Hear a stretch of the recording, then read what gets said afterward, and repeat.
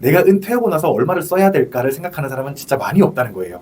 65세에 은퇴를 한다고 가정을 하고서 지금 여성분들 기대명이 90세거든요. 그러니까 90세까지 살 거를 생각하면 25년 살아요. 95세까지 산다고 칩시다. 아니면 뭐 60세 은퇴를 할 수도 있고요. 30년을 소득 없이 산다고 가정을 한번 해봅시다. 그러고서 한 달에 200씩 쓴다고 가정을 해볼게요. 10년이면 2억 4천이고요. 30년이면 7억 2천입니다. 근데 7억 2천이라는 돈을 모아야겠다라고 생각하는 사람은 별로 없어요. 그런 얘기를 하잖아요. 연봉이 3,600이라 쳤을 때 1월부터 6월까지 매달 600씩 주는데 7월부터 12월까지 한 푼도 안 줄 거래요. 그러면 저축 어떻게 하시겠어요? 당연히 1월부터 6월까지는 300씩은 7월부터 12월까지를 위해서 모아놔야 되지 않을까요? 라고 생각하시겠죠. 근데 이게 왜 우리 인생에는 적용되지 않느냐는 얘기예요. 30살부터 일을 시작해서 60세까지 일을 합니다. 그리고 60세부터 90세까지 소득 없이 살아야 됩니다. 그러면 30년 동안 소득이 있고 30년 동안 소득이 없어요. 국민연금과 퇴직연금만 믿기에는 너무나도 부족한 우리의 노후를 위해서 개인연금은 사실 필수적으로 준비를 해야 된다라고 생각을 해요. 돈을 모으는 관점에 대해서도 이제 생각을 조금 해보는데요. 좀 이것도 흥미로운 포인트인 것 같아요. 우물안 개구리라는 표현을 많이 쓰잖아요. 그러니까 모두가 이제 자기의 우물이 있는 거야. 우물이 없는 사람은 없는 것 같아요. 근데 우물이 얼마나 크냐의 차이가 있을 뿐인 거야. 진짜 바다만한 우물을 가진 사람도 있겠지. 그런 부분에서 돈을 모으는 것도 좀 비슷한 얘기인 것 같아요. 20대가 바라보는 돈을 모으는 이유, 내가 어디에 쓰고 싶은지 정도까지밖에 생각을 안 한다는 거야. 돈을 왜 모아요? 물어보면 대부분이 여행 가려고요. 아니면 차를 사고 싶어서요. 아니면 뭐 학비가 부족해서요. 뭐 이렇게 돈을 모으는 사람도 있을 수 있고 그 정도 생각들을 많이 하잖아요. 이게 20대의 관점인 거야. 20대가 생각할 수 있는 내가 모아야 되는 돈이라는 게 기껏 해봐야 1,000만 원 단위인 거예요. 그러다 보니까 20대한테는 사실 돈을 길게 모으고 많이 모으고 이런 게 별로 와닿지가 않는 거지. 근데 이제 결혼을 하고 애를 낳으면 애 키우려면 돈을 써야 될 일들이 많아지고 조금 더 넓은 범위를 생각하게 되는 것 같아요. 애를 키우고 있으니까 이제 집도 좀 있어야겠다라는 생각을 하면 돈을 모아야 되는 규모 자체가 급격히 확장되니까 돈을 많이 모아야겠구나라는 생각도 하기 시작하는 것 같고, 막말로 5억짜리 집을 살려면 적어도 내 돈이 1억 은 있어야 되고, 못해도 내가 1억을 모으려면 이렇게 모아야겠구나라는 생각을 하기 시작한다는 거죠. 근데 1,000만 원을 모아야겠다라고 생각하는 거랑 1억을 모아야겠다라고 생각하는 거는 다르거든요. 그만큼을 써야겠다라고 생각하니까 이만큼을 모아야겠다라는 생각도 할 수 있는 거죠. 근데 진짜 재밌는 포인트가 내가 은퇴하고 나서 얼마를 써야 될까를 생각하는 사람은 진짜 많이 없다는 거예요. 이런 부분에 대해서 모두가 제발 부디 한 번쯤은 생각해 봤으면 좋겠는데, 65세에 은퇴를 한다고 가정을 하고서 지금 여성분들 기대명이 90세거든요. 그러니까 90세까지 살 거를 생각하면 25년 살아요. 근데 뭐 조금 보수적으로 잡아서 95세까지 산다고 칩시다. 아니면 뭐 60세 은퇴를 할 수도 있고요. 그래서 30년을 소득 없이 산다고 가정을 한번 해봅시다. 그러고서 한 달에 200씩 쓴다고 가정을 해볼게요. 200씩 쓴다고 가정을 하면 1년이면 2,400이고요. 10년이면 2억 4천이고요. 30년이면 7억 2천입니다. 근데 7억 2천이라는 돈을 모아야겠다라고 생각하는 사람은 별로 없어요. 왜냐면 한 번도 생각해 본 적이 없으니까. 사람들이 돈을 모아야겠다라고 생각하는 거는 진짜 기껏 해봐야 서울에서 난 집 사야지 이런 생각하는 거 아닌 사람은 기껏 해봐야 1, 2억이거든요. 내가 이만큼 모으면 뭐든 다 할 수 있다라고 생각을 하거든요. 그래서 이 큰 범위의 돈을 쓸 수도 있겠구나라고 생각해보는 경험은 내가 돈을 모으는 데 있어서 아주 중요한 가치관을 형성해 주는데 큰 도움을 주고, 그렇기 때문에 내가 노후에 얼마를 쓰게 될까에 대해서 진지하게 생각해 보는 거는 내가 지금 이렇게 모아서는 안 되겠구나라는 생각을 해주게 도와주는 아주 중요한 생각이라고 보거든요. 그래서 내 생각의 우물을 정말 넓혀주는 요소가 내가 늙을 때 어떻게 살아야 될까를 진지하게 한번 곱씹어서 생각해 보는 거라고 저는 생각이 들더라고요. 그래서 200씩 써서 7억 2천이에요. 300씩 쓴다 그러면 1년에 3,600이고 10년이면 3억 6천이고 30년이면 10억 8천이네요. 10억 8천만 원을 만들어야 되는데 그게 어디 뭐 하늘에서 떨어집니까? 은퇴할 동안 돈을 열심히 모으지 않았다면요. 보통의 많은 사람들이 집 사서 빚 다 갚으면 끝이다 라고 생각들을 많이 하세요. 이거 되게 아니라는 생각이거든요. 그 부분에 대해서는 한 번쯤 모두가 진지하게 고민을 좀 해봤으면 좋겠습니다. 집 빚 다 갚았으면 그걸로 연금 받으면 되죠 라고 하시는 분들도 있을 수 있는데, 이것도 사실 재밌는 포인트예요. 지금 뭐 서울에서 7, 80억 하는 집을 산 게 아니라면 어쨌든 간에 뭐 기껏 해봐야 5, 6억짜리 집을 샀을 텐데, 이게 과연 그 미래에 갔을 때 그 집값이 내가 생활을 유지하는데 필요한 만큼이 될까에 대해서 진지하게 고민해 봐야 돼요.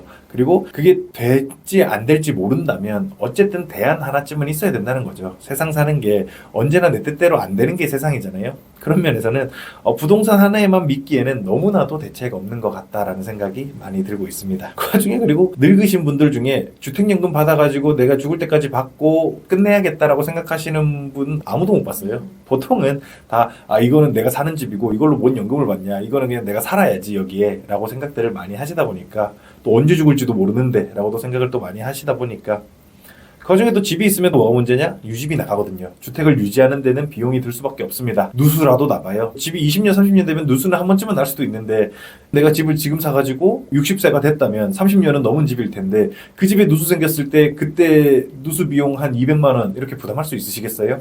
그런 부분에 대해서도 유지 비용, 기본적으로 관리비며 뭐 차가 있으면 차 관리비며 비용들은 다 나갈 텐데, 그런 종합적인 비용들을 한 번쯤은 생각해 본다면 집 한 채 샀으면 끝이지 라고 생각하기에는 너무나도 아니라다라고 볼 수가 있겠습니다. 그럼 어떻게 해야 돼요? 일단은 연금의 3층 구조라고 있거든요. 그러니까 연금의 3층 구조를 주로 뭐라고 얘기하냐면 국민연금. 국민연금은 완전 기본적인 생계를 위한 연금이에요. 그리고 2층 구조가 이제 퇴직연금이라고 얘기를 하죠. 근데 우리나라에서는 사실 퇴직연금조차도 쉽지 않아요. 보통 퇴직금 모아놓은 것들은 집 살 때 다 꺼내 쓰거든요. 그래서 퇴직연금 2층조차도 쌓기가 쉽지 않은데, 어쨌든 2층이 퇴직연금이고요. 3층이 이제 개인연금이라고 표현을 하고 있습니다. 국민연금 뭐 최근에 이슈가 되고 있다는 거는 아마 다들 아실 거예요. 아마 우리 나이 또래가 2030이 받기는 사실상 정말 힘들다라고 생각을 해야 될 것 같아요. 그리고 사실 이 나라의 법을 만드는 주류 세대가 50대잖아요. 50대, 60대가 된 사람들이다 보니까 그 사람들이 더 받을 생각만 하고 있지, 젊은 사람들이 어떻게든 덜 내고 더 받게 만들 생각은 안 하고 있다 보니까 사실상 우리가 더 내고 덜 받는 선택지밖에 법제화되지 않을 것 같다라는 생각이 들고 있어요. 그런 면에서 국민연금 나오니까 괜찮아라는 생각만큼 또 아니라는 생각이 없습니다. 그리고 2층 퇴직연금도 마찬가지지만, 가급적이면 집 산다고 퇴직연금 안 깨셨으면 좋겠어요. 퇴직연금 깨면 기타 소득세 내야 되거든요. 그러니까 그것만 가지고도 16.5% 손해보는 겁니다. 그 기타 소득세를 내고서라도 집을 사야겠다라는 강한 의지에 대해서 뭐 할 수도 있겠지만, 가급적이면 내 연금으로는 남겨둬야 된다라는 생각을 개인적으로는 하고 있고요. 그리고 퇴직연금 기껏 해봐야 내가 월급이 300이면 1년에 300 쌓아주는 거잖아요. 그거 30년 쌓여봐야 9천만 원 밖에 안 됩니다. 300만 원씩 30년 쌓여봐야 저 연봉 오를 건데요 라고 하시겠지만, 연봉 오는 거 감안해도 1억 2천이에요. 그 1억 2천 가지고 내가 200만 원씩 30년 써도 7억 2천이 필요한데 어떻게 쓸 겁니까? 퇴직연금도 사실 많이 부족한 것도 사실이고요. 그래서 개인연금은 사실 필연이다라고 생각을 하고 있어요. 지금 아껴 써야 됩니다. 사실 만약에 그런 얘기를 하잖아요. 일반적인 케이스에서 연봉이 뭐 한 3,600이라 칩시다. 연봉이 3,600이라 쳤을 때 1월부터 6월까지 매달 600씩 주는데 7월부터 12월까지 한 푼도 안 줄 거래요. 그러면 저축 어떻게 하시겠어요? 당연히 1월부터 6월까지는 300씩은 7월부터 12월까지를 위해서 모아놔야 되지 않을까요? 라고 생각하시겠죠. 근데 이게 왜 우리 인생에는 적용되지 않느냐는 얘기예요. 우리는 20살부터 20살도 아니죠. 거의 30이죠, 요즘은. 30살부터 일을 시작해서 60세까지 일을 합니다. 그리고 60세부터 90세까지 소득 없이 살아야 됩니다. 그러면 30년 동안 소득이 있고 30년 동안 소득이 없어요. 근데 왜 그렇게 생각하지 않느냐는 거예요. 사실 극단적으로 따지면 우리가 버는 돈의 절반은 미래를 위해서 모아야 됩니다. 연봉으로 계산을 했을 때 정확히 그렇겠죠. 근데 많이들 그렇게 생각하지 못한다는 것도 되게 안타까운 것 같아요. 그래서 국민연금과 퇴직연금만 믿기에는 너무나도 부족한 우리의 노후를 위해서 개인연금은 사실 필수적으로 준비를 해야 된다라고 생각을 해요. 그리고 사실 이런 얘기 자체가 사실 사회적으로도 안 되어 왔었어요. 다들 그랬어요. 집 사면 끝이다. 애 다 키웠으면 끝이다. 라고들 하는 문화가 여전히 팽배하다 보니까 노인 빈곤율이 뭐 60%를 넘어서는 이런 사회가 돼버렸거든요. 되게 안타까운 사회인 것 같습니다. 개인연금에도 뭐 종류나 상품이 다양할 텐데 어떻게 준비하는 걸 추천하시나요? 저 같은 경우는 변액보험이라는 걸 통해 가지고 연금을 준비하시는 게 저한테 있어서는 가장 합리적이다라고 판단을 하고 있거든요. 변액보험이라는 건 뭐냐? 보험이에요. 이 연금이라는 것도 사실 보험의 영역입니다. 왜냐면요, 그러니까 보통 보험이라고 하면 내가 죽거나 아프거나 이럴 때 돈 나오는 거를 보험의 영역으로 생각을 많이 하시잖아요. 그러니까 보험이 뭐냐면 위험으로부터 지켜준다라는 뜻인 거고, 리스크 해칭입니다. 내 위험을 피해갈 수 있게 도와주는 것들. 이게 많이들 오해를 하시는데, 내가 너무 오래 사는 것도 리스크예요. 그래서 연금이 보험의 영역에 있는 겁니다.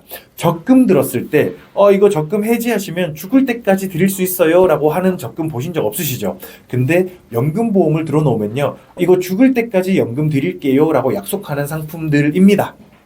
내가 죽을 때까지도 받을 수 있다고 라는 리스크 해칭을 할 수 있다는 게 보험의 영역인 거죠. 그 안에서도 저는 이제 변액보험이라는 거를 가장 좋아하고 있고, 이 변액보험이 왜 메리트가 되냐면 투자의 귀책 사유가 전부 다 나한테 있다는 점 때문에 좋아하는 거죠. 그만큼 회사는 보증을 위한 비용을 덜 떼갑니다. 내가 투자를 조금만 잘하면 내가 회사가 확정금리로 요만큼 해드릴게요 보다 훨씬 더 많은 성과를 낼 수 있다는 거죠.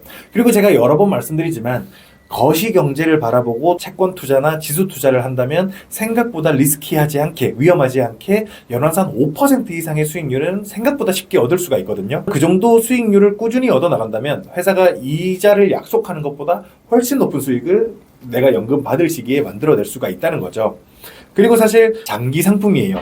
아까 말씀드렸지만 90세까지 산다 치고 30세부터 돈을 벌고 60세 은퇴를 한다면 앞서 30년 번 거를 뒤에 30년을 위해서 모아야 됩니다. 그리고 앞서 30년을 모아 나가는 과정에서 돈을 계속 쌓아 나가겠죠. 그만큼 장기로 돈을 쌓아 나가는 과정에서 연 5% 수익을 낸다고 해도 첫 5%는 아주 미약할 수밖에 없겠죠. 근데 이게 계속 원금이 불어나는 거기 때문에 마지막 5%는 이미 원금 자체가 두세 배 불어 있을 거고, 그 두세 배 불어난 거의 5%는 실질적으로 내가 낸 돈에 비해서는 15%가 될 거기 때문에 이게 복리라고 표현을 하거든요. 그래서 이 복리의 효과를 극대화시키기 위해서도 한 살이라도 젊을 때 연금을 준비하는 게 훨씬 유리하시다라고 말씀을 또 드릴 수가 있을 것 같습니다. 연금 상품들이 이렇게 연금 저축도 있고 퇴직연금도 있죠. 사실 연금 시장에서 지금 그 시장 규모가 제일 큰 게 퇴직연금이에요. 국민연금이야 뭐 국가가 강제로 빼가는 거니까 뭐 시장이라고 보긴 조금 어려운 거고, 퇴직연금 시장이 가장 큰데 어쨌든 퇴직금을 회사가 적립할 의무가 있고 의무적으로 쌓이는 돈이다 보니까 퇴직연금 시장은 클 수밖에 없는 거죠. 저는 이제 개인연금에서 말씀드린 게 이제 연금 보험을 말씀드린 거고, 그 와중에서 개인연금으로서 저는 변액보험이 가장 낫다라고 말씀을 드리는 거고, 사실 퇴직연금은 2층, 연금의 2층 단계에 있는 연금이라고 볼 수 있겠고, 퇴직연금도 사실 투자를 할 수가 있거든요. 근데 많은 분들이 나는 투자 싫어요 라고 말씀을 많이 하시고 그냥 예적금 형태, RP형 이런 데 넣어두시는 분들이 정말 많습니다. 그것 같은 경우는 뭐 기준금리만큼 이자 준다라고 생각하시면 되고, 사실상 돈을 묶어 놓는 용도지 돈을 불리는 용도는 아니다라고 생각을 하셔도 무방한데요. 저는 개인적으로 퇴직연금을 굴리신다면 저는 TDF를 되게 권해드리거든요. TDF가 또 뭐냐면, 그러니까 연금계좌 안에서 펀드를 살 수가 있습니다.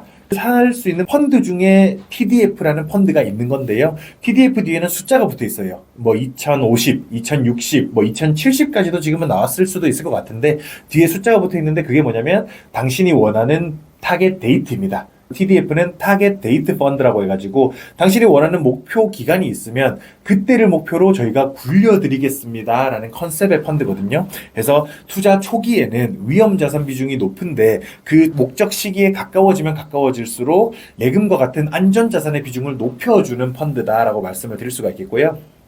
뭐 저 같은 경우는 가령 뭐 2060년에 은퇴를 한다라고 가정을 한다면 TDF 2060을 자동 매수로 걸어 놓으면 이게 초반에, 그러니까 퇴직금이 많이 안 들어가 있을 때는 위험하게 굴려가지고 솔직히 그렇잖아요. 300만 원이 10% 떨어져 봐야 30만 원입니다. 근데 1억 2천이 10% 떨어지면 1200만 원이에요. 그런 부분에서 초반에 투자할 때는 위험자산에 넣어도 되지만 이게 계속 투자가 되고 돈이 늘어나면 늘어날수록 안전자산의 비중을 높여줘가지고 좀 덜 위험하게 투자하게 만들어주는 펀드다. 그렇기 때문에 그 펀드조차도 때때로 단기 성과로 봤을 때는 마이너스가 나는 일도 있을 수 있을 겁니다. 근데 30년이라는 시간을 봤을 때 마이너스가 날 일은 절대 없을 거다라는 확신을 저는 가지고 있어요. 우리가 퇴직연금이라면 퇴직할 때 써야 되는 걸 목표로 모으는 거고, 그렇다면 그만큼 장기 시계열로 바라봐야 된다는 거고, 그 장기 시계열로 바라본다면 못해도 2배 이상은 만들어져 있을 거라고 개인적으로는 생각하고 있어요.